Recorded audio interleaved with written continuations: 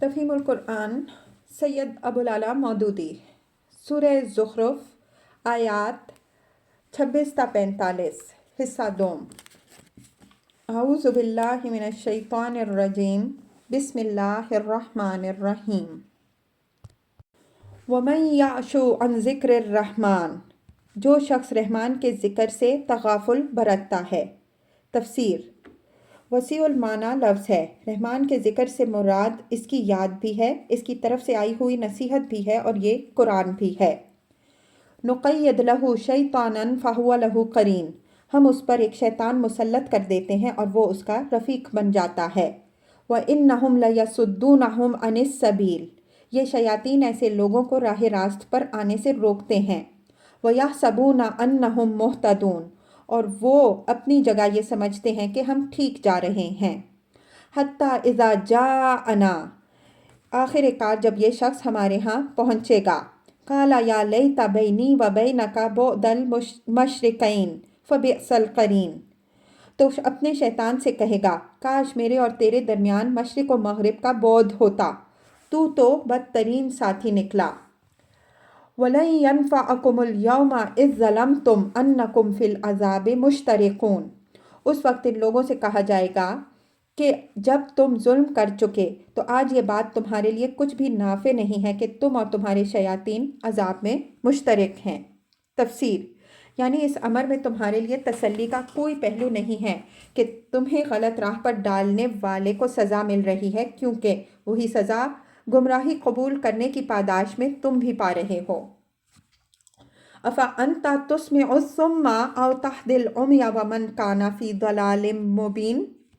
اب کیا اے نبی صلی اللہ علیہ وآلہ وسلم، تم بہروں کو سناؤ گے یا اندھوں اور صریح گمراہی میں پڑے ہوئے لوگوں کو راہ دکھاؤ گے؟ تفسیر: مطلب یہ ہے کہ جو سننے کے لیے تیار ہوں اور جنہوں نے حقائق کی طرف سے آنکھیں بند نہ کر لی ہوں، ان کی طرف توجہ کرو اور اندھوں کو دکھانے اور بہروں کو سنانے کی کوشش میں اپنی جان نہ کھپاؤ، نہ اس غم میں اپنے آپ کو گھلاتے رہو کہ تمہارے یہ بھائی بند کیوں راہ راست پر نہیں آتے اور کیوں اپنے آپ کو خدا کے عذاب کا مستحق بنا رہے ہیں۔ فَإِمَّا نَذْهَبَنَّ بِكَ فَإِنَّا مِنْهُمْ مُنْتَقِمُونَ، اب تو ہمیں ان کو سزا دینی ہے، خواہ تمہیں دنیا سے اٹھا لیں۔ او نُرِيَنَّكَ الَّذِي وَعَدْنَاهُمْ فَإِنَّا عَلَيْهِمْ مُقْتَدِرُونَ، یا تم کو آنکھوں سے ان کا وہ انجام دکھا دیں جس کا ہم نے ان سے وعدہ کیا ہے، اور ہمیں ان پر پوری قدرت حاصل ہے۔ تفسیر: اس ارشاد کا مطلب اس ماحول کو نگاہ میں رکھنے سے ہی اچھی طرح سمجھ میں آ سکتا ہے جس میں یہ بات فرمائی گئی ہے۔ کفار مکہ یہ سمجھ رہے تھے کہ محمد صلی اللہ علیہ وآلہ وسلم کی ذات ہی ان کے لیے مصیبت بنی ہوئی ہے،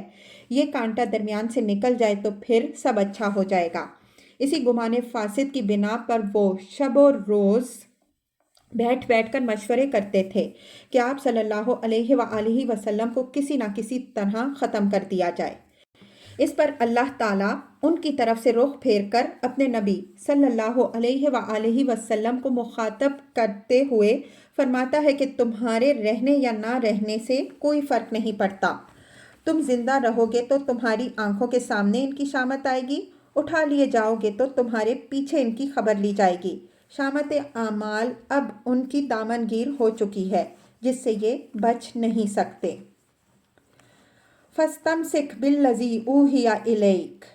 تم بہرحال اس کتاب کو مضبوطی سے تھامے رہو جو وحی کے ذریعے سے تمہارے پاس بھیجی گئی ہے۔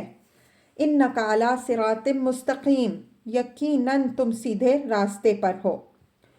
تفسیر: یعنی تم اس فکر میں نہ پڑو کہ ظلم اور بے ایمانی کے ساتھ حق کی مخالفت کرنے والے اپنے کیے کی کیا اور کب سزا پاتے ہیں، نہ اس کی فکر کرو کہ اسلام کو تمہاری زندگی میں فروغ حاصل ہوتا ہے یا نہیں، تمہارے لیے بس یہ اطمینان کافی ہے کہ تم حق پر ہو، لہٰذا نتائج کی فکر کیے بغیر اپنا فرض انجام دیتے چلے جاؤ اور یہ اللہ پر چھوڑ دو کہ وہ باطل کا سر تمہارے سامنے نیچا کرتا ہے یا تمہارے پیچھے۔ وَإِنَّهُ لَذِكْرٌ لَكَ وَلِقَوْمِكَ، حقیقت یہ ہے کہ یہ کتاب تمہارے لیے اور تمہاری قوم کے لیے ایک بہت بڑا شرف ہے۔ وَسَوْفَ تُسْأَلُونَ، اور عنقریب تم لوگوں کو اس کی جواب دہی کرنی ہوگی۔ تفسیر، یعنی اس سے بڑھ کر کسی شخص کی خوش قسمتی نہیں ہو سکتی کہ تمام انسانوں میں سے اس کو اللہ اپنی کتاب نازل کرنے کے لیے منتخب کرے، اور کسی قوم کے حق میں بھی اس سے بڑی کسی خوش قسمتی کا تصور نہیں کیا جا سکتا کہ دنیا کی دوسری سب قوموں کو چھوڑ کر اللہ تعالیٰ اس کے ہاں اپنا نبی پیدا کرے اور اس کی زبان میں اپنی کتاب نازل کرے اور اسے دنیا میں پیغام خداوندی کی حامل بن کر اٹھنے کا موقع دے۔ اس شرف عظیم کا احساس اگر قریش اور اہل عرب کو نہیں ہے اور وہ اس کی ناقدری کرنا چاہتے ہیں تو ایک وقت آئے گا جب انہیں اس کی جواب دہی کرنی ہوگی۔ وَاسْأَلْ مَنْ أَرْسَلْنَا مِنْ قَبْلِكَ مِنْ رُسُلِنَا، تم سے پہلے ہم جتنے رسول بھیج چکے ہیں ان سب سے پوچھ کر دیکھو۔ اجعلنا من دون الرحمن آلہۃ یعبدون، کیا ہم نے خدائے رحمان کے سوا کچھ دوسرے معبود بھی مقرر کیے تھے کہ ان کی بندگی کی جائے؟ تفسیر، رسولوں سے پوچھنے کا مطلب ان کی لائی ہوئی کتابوں سے معلوم کرنا ہے، جس طرح فَإِن تَنَازَعْتُمْ فِي شَيْءٍ فَرُدُّوهُ إِلَى اللَّهِ وَالرَّسُولِ کا مطلب یہ نہیں ہے کہ کسی معاملے میں اگر تمہارے درمیان نزاع ہو تو اسے اللہ اور رسول صلی اللہ علیہ وآلہ وسلم کے پاس لے جاؤ، بلکہ یہ ہے کہ اس میں اللہ کی کتاب اور اس کے رسول صلی اللہ علیہ وآلہ وسلم کی سنت کی طرف رجوع کرو۔ اسی طرح رسولوں سے پوچھنے کا مطلب بھی یہ نہیں ہے کہ جو رسول دنیا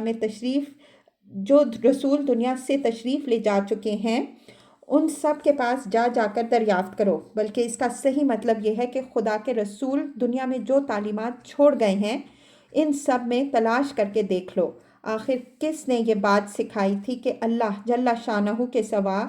بھی کوئی عبادت کا مستحق ہے۔